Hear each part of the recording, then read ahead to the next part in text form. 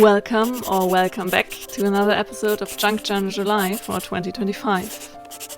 So let's grab our junk journal and get creative in today's creative session for the day 26 of our Junk Journal July challenge and the prompt of vintage.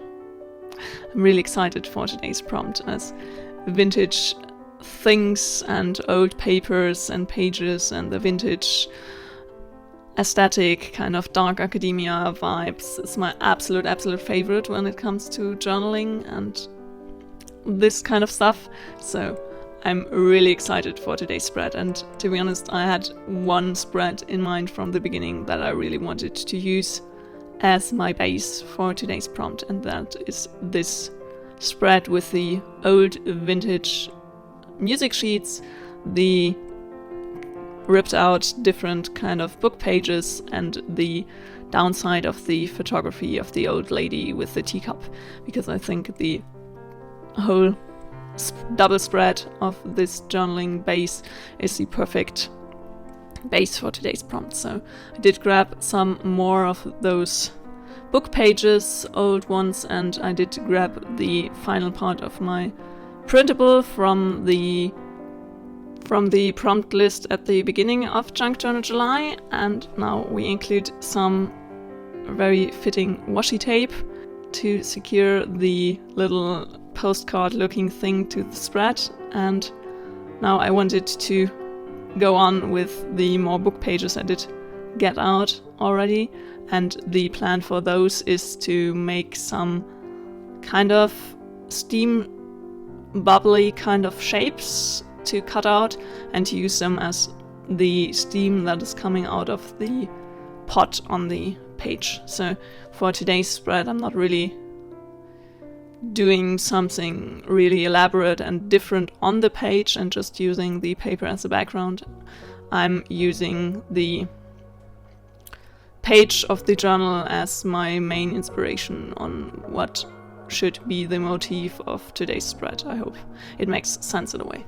It's not just the background, the photograph, but it's the main focal point, the little cup here, as we will be adding those steams of book pages into that. You will see what I'm doing here. And first I have to cut out all those little bits of the steam. That was quite a bit of a tedious process, but I think it paid off in the end really well. I'm really happy with how this spread turned out, so it's totally worth the while that it took me to cut out those shapes. Kind of, when it comes to precise cutting, I'm quite often get to a point where I'm a little bit frustrated, but it also depends. Here I was just really struggling because it was so small, and I first thought the small scissors would be helpful to just have a small turnaround point in a way, but I guess now looking back I would say the small holes to fit your fingers through were more hurtful on those little scissors than it helped to have the little blades. So I would have made it easier for myself using some just regular scissors, but never mind, it worked out, and I'm really happy with how this spread came together. And I'm also really happy with how the Junk Journal July challenge is coming together so far. I can't believe we're already so close to the finish point of July. And on the one hand, I'm really happy to successfully close up this challenge and this journal, but on the other hand, I feel like there will be such a big part of my creations and creativity in the day missing, so I really have to figure out what I do next to keep my creative flow going in a way. But I think I first have to come up with another journal that I can fill, or get myself another journal. Haven't still figured that out, if I want to make myself another one or if I should maybe get myself a clean one.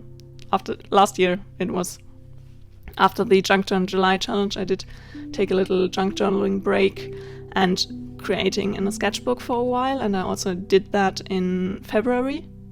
So maybe that's the way to go, but also I would love to make myself another kind of junk journaling sketchbook in a way. I could also just include some more neutral papers in that journal to fit the sketchbook kind of vibes. I don't know yet.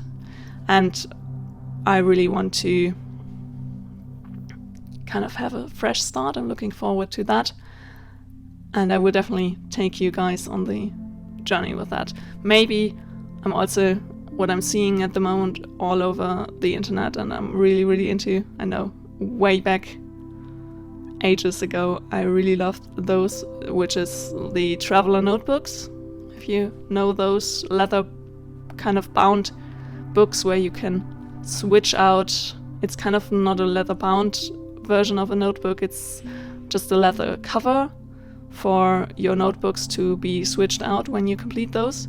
And I think that would be really, really helpful for me to just have some smaller notebooks in there and to carry those around with me. But I really don't want to purchase one of those super, super expensive ones. And I'm kind of thinking for a while now if I maybe should tackle the next project by making myself my own DIY leather cover for some more smaller journals, and then I could perfectly make an inlay for that as my next junk journal, and then I could also just carry around one inlay that is more junk journal-y kind of styled and one that is more like a sketchbook or something.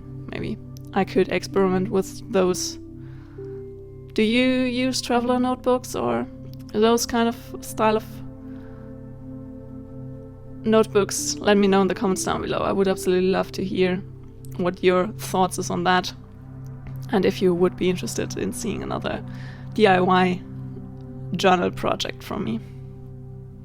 So here we are at making the label for the day, and then this spread is already completed. I love that this is a more spread with a bit more stuff going on and different bits and bobs.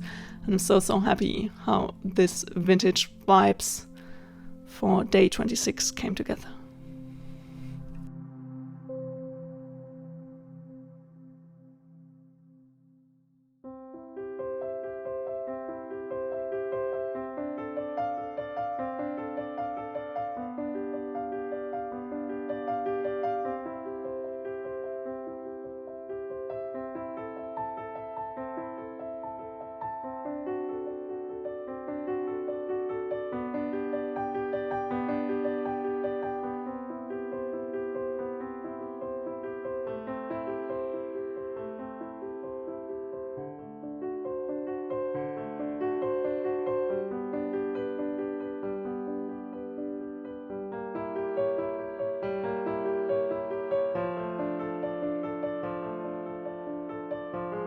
I hope you enjoyed today's creative session. If you did, a thumbs up would make me really happy.